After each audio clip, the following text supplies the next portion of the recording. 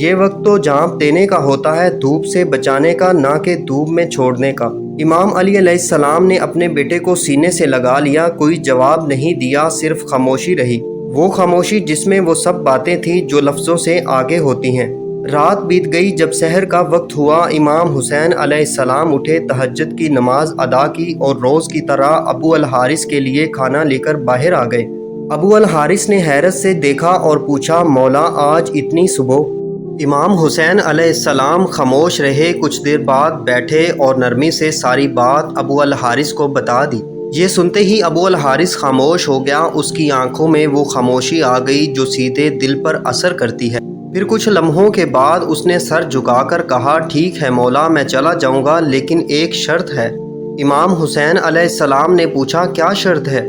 ابو الحارث نے سر اٹھایا، اس کی آنکھوں میں نمی تھی اور وہ بولا، مجھے صرف ایک بار آپ سے ملاقات کی اجازت دیجیے، زندگی میں بس ایک بار اور۔ یہ سن کر امام حسین علیہ السلام کچھ دیر چپ رہے، پھر فرمایا، یاد رکھنا ابو الحارث، تاریخ ہوگی 10 محرم سن 61 ہجری، جگہ ہوگی کربلا، ایک ٹیلے کے پاس تمہیں آواز سنائی دے گی، بس وہی وقت ہوگا ہماری آخری ملاقات کا۔